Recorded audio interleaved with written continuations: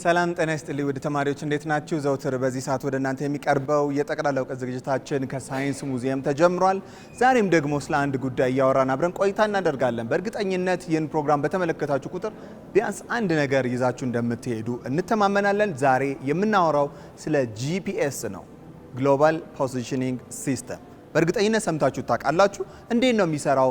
ምን አይነት ምሳሌዎች በዚህ ሳይንስ ሙዚየም ውስጥ እናገኛለን የሚለውን እየተነጋገርን አብረን ቆይታ እናደርጋለን። ቃሉ እንደሚለው ግሎባል ፖዚሽኒንግ ሲስተም ግሎባሊ ወይም ደግሞ ዓለም አቀፍ በሆነ ሁኔታ አንድ ነገር ፖዚሽኑ ያለበትን ቦታ የሚያይ ወይም የሚያቅ ወይም ደግሞ እሱን የሚሰራ ሲስተም እንደማለት ነው።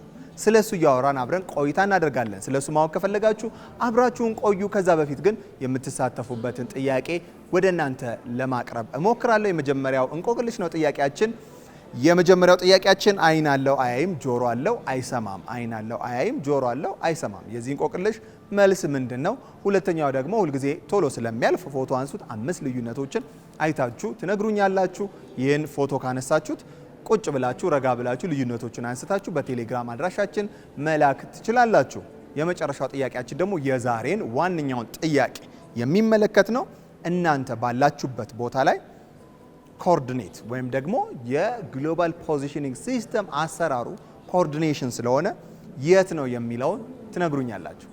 የሶስተኛው ጥያቄ ምንድነው? የእናንተ ቤት ያላችሁበት ቦታ ግሎባል ፖዚሽን ስታንዳርዱ ኖርዚንጉ እና ደግሞ ሳውዚንጉ ኢስት እና ዌስት ያለበት ርቆት በፖዚሽን ስላለ እሱን ትነግሩኛላችሁ። በቀጥታ ወደ ሀሳቡ እንግባ። ሀሳቡ ከዚህ ነው የሚመጣው። ካርቴዥያን ፕሌን የሚባለውን ከአሁን በፊት ሰምታችሁ ታውቃላችሁ። ይህ በማትስ አንድ ሰው ተኝቶ ሰምታችሁ ስለምታውቁ በዚህ ፕሮግራም ላይ የራሱን ጣሪያዎች ሲመለከት እነዛ እዛ ላይ የሚቀመጡ ነገሮች በየትኛው የኮርኒስ ወይም የሴሊንግ ፖዚሽን ላይ ነው የተቀመጡት የሚለውን ያስቀመጠበት። ከዛ በኋላ በአማርኛው ቀምሽዋርና ሸምሽዋር ብላችሁ የተማራችሁት፣ በእንግሊዝኛ ኤክስ እና ዋይ ተብላችሁ የተማራችሁት። ያ ማለት አንድ ነገር ፖዚሽኑ የት ነው፣ የት ወደ ኖርዝ፣ የት ደግሞ ወደ ኢስት ተጓዘ የሚለው ያ ነው ግሎባል ፖዚሽኒንግ ሲስተም ማለት። ወይም ደግሞ ግሎባሊ አንድ ነገር፣ አንድ መኪና፣ አንድ ሰው፣ አንድ ስልክ፣ አንድ የሆነ ቁስ የት ነው ያለው የሚለውን የምናጠናበት። ከጀርባዬም የምታዩት ዛሬ ሳይንስ ሙዚየም ያለውና ሳይንስ ሙዚየም ራሱ የት ነው ያለው፣ ነገሮችን እንዴት ያሳየናል የሚለውን በምሳሌነት እያነሳን አብረን ቆይታ የምናደርገው። ከዛ በፊት ግን እንዴት ይሰራል የሚለውን ሀሳቦችን ለእናንተ ልንገራችሁ። በዋነኝነት ምድር እንደምንስማማበት አሁን ባለው የሳይንስ እውቀት ደረጃ ግሎብ ክብ ስለሆነች ይሄንን ሙሉ በሙሉ ሊመለከቱ የሚችሉ ሳተላይቶች በዚህ ፖዚሽን ላይ መገኘት አለባቸው ከምድር ከፍ ብለው። አንድ ሳተላይት ደግሞ የምድርን 1/3 መመልከት ይችላል። ስለዚህ ምድርን ጠቅላላ ለመመልከት ቋሚ የሆነ ሚኒመም ኦፍ 3 ሳተላይቶች ያስፈልጉናል።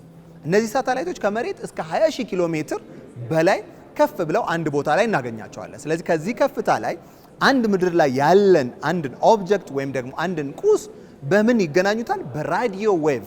ራዲዮ ዌቭ ማለት ኤሌክትሮማግኔቲክ ዌቭ ብለን ከነገርኳችሁ ውስጥ በጣም ልጥጥ ያለና የተለጠጠ ሰፊ ግን ረጅም ርቀት ሊጓዝ የሚችል እነ ኤክስሬይ እነ ጋማሬ የምንላቸው በጣም ጠንካራ በጣም ጭቅ ያለ ኤሌክትሮማግኔቲክ ዌቭ ያላቸው አንድ ነገር ቀደው ማለፍ የሚችሉ እጅ ማቃጠል የሚችሉ ግን ረጅም ርቀት መጓዝ የማይችሉ ናቸው። ሬዲዮ ዌቭ ግን ከዚህ 20,000 ኪሎ ሜትር የሚሆነውን ከምድር በሚለቀቁ ሞገዶች እነዛ ሳተላይቶች አንድ ቁስ አንድ ስልክ ወይም ስልካችን የት ነን ያለ ነው የሚለው እናንተ የምትመልሱት አይነት የት እንዳለ በቀላሉ መላክ የሚችልበት ነው። ስለዚህ እነዚህ 1/3 የሚሆነውን የመሬት ክፍል የሚያዩ 3ቱ ሳተላይቶች ከነሱ አንጻር አንድ ኦብጀክት ወይም አንድ ስልክ የት እንዳለ እርስ በርስ የሚነጋገሩበት ሲስተም ነው። ይህ ሲስተም መጀመሪያ በአሜሪካ ውስጥ ነው የተጀመረው በ1973 እንደ አውሮፓውያን አቆጣጠር። በዛ አሜሪካ ውስጥ ሙሉ በሙሉ ጠቀሜታው የነበረው የሚሊተሪ ነበር፣ ወይም ደግሞ ለውጊያ ለጦርነት ላይ አንድ መሳሪያ አንድ የጦር አካል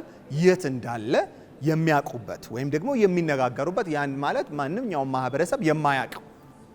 ከዛ በኋላ ግን መረጃዎችን እርስ በርስ እየተቀባበሉ አንድ አካል የት እንዳለ እዛው ይህን ጂፒኤስ ሪድ የሚያደርጉበት የሚያነቡበት ስፍራ ሆኖ የት እየተጓዘ እንደሆነ ማን እየመጣባቸው እንደሆነ የሚመለከቱት ነው። ከዛ በኋላ ነው ይሄ ቴክኖሎጂ እያደገ መጣና ደግሞ በ1993 ለ24 ሰዓት የሚሰራ ያክል ትልልቅ ኢኩዊፕመንቶች ወይም ሳተላይቶች ወደ ሰማይ ተለቀው እነዚህን መረጃዎች ለሚሊተሪው ሰርቪስ መስጠት የጀመሩት። ከዛ በኋላ ነው በ2000 እንደ አውሮፓውያን አቆጣጠር እዛ ገደማ ላይ እነዚህ ሰርቪሶች ለሰዎች ወይም ደግሞ ለሲቪል ለሚባሉ ለማንኛውም እንደኛ አይነት ሰዎች በቀላሉ ሰርቪሱን መስጠት የጀመሩት። አሁን ላይ ከኛም አልፎ ማንኛውም ቁሳቁስ ወይም ደግሞ ማንኛውም ነገር በቀላሉ ጂፒኤሱን ወይም ፖዚሽኑን የምናጠናበት ከሰማይ ሆነን እያንዳንዱ ፒክቸር የምናገኝበት። እነዚህ ሳተላይቶች በሰማይ ላይ በጣም ብዙ ስለሆኑ በቀን ውስጥ 2 ጊዜ ምድርን መዞር የጀመሩ ስለሆኑ እያንዳንዱን እርስ በርስ ኮኦርዲኔት ይደራረጋሉ።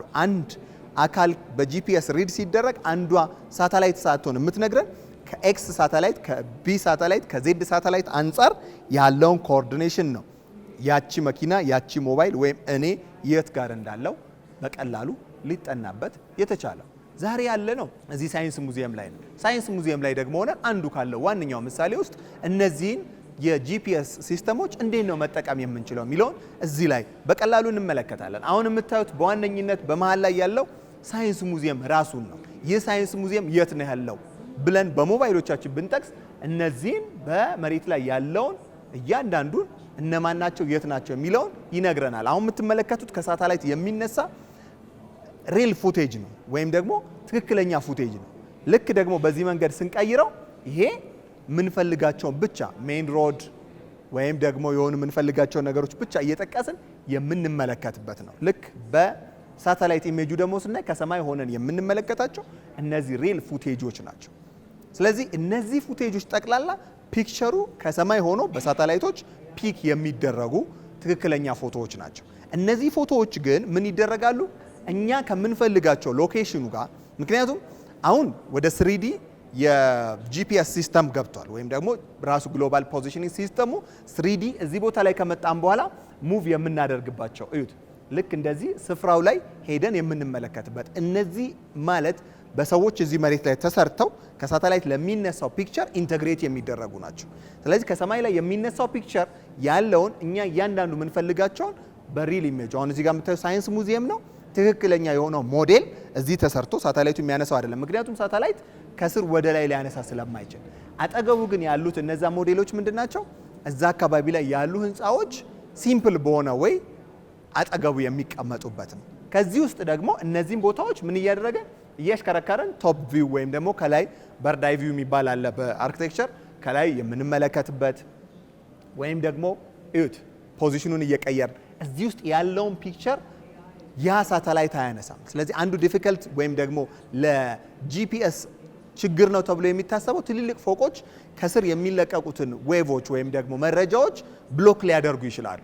እነዚህ እንደ አንድ ችግር ይቆጠራሉ። እኛ ደግሞ ምን እናደርጋለን? ማኑዋሊ እነዛን ፊክስ እያደረግን እንደዚህ ቢልድ እያደረግን ቦታውን ሳይንስ ሙዚየምን ማንም ሰው ባለበት ቦታ ሊያየው ቢፈልግ በደንብ ጥርት አድርጎ እንዲመለከተው ያደርጋል። እነዚህ ግን የምታዩቸው ይሄ መንገድ እነዚህ ዛፎች ጠቅላላ ከሳተላይት የተነሱ ሪል ፒክቸሮች ናቸው። እዚህ ጋር ግን የምታዩት እነዚህ ሞዴሎች ግን ይሄንን በሰራው ሳይንስ ሙዚየምን በሰራው ግለሰብ ፎርም እየተደረጉ የሚቀመጡ እዚህ ስፍራ ላይ ህንፃው አለ የሚለውን ነው በቀላሉ የምናየው።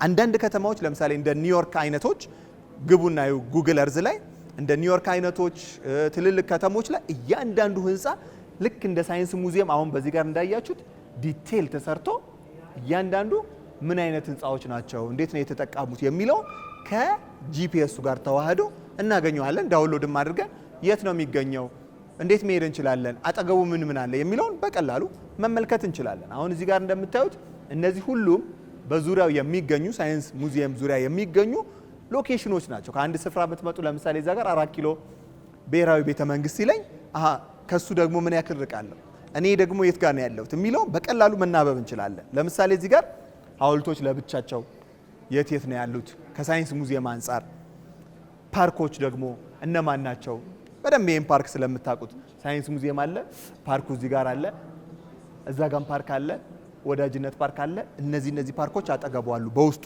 ሊስት ተደርገው የሚቀመጡ ቤተ መንግስቶች ወይም ደግሞ የቤተ መንግስቱ ድርጅቶች መስሪያ ቤቶቹ፣ ሙዚየሙ ራሱ ዋናው ጂምናዚየም እዚህ አካባቢ አለ ወይ?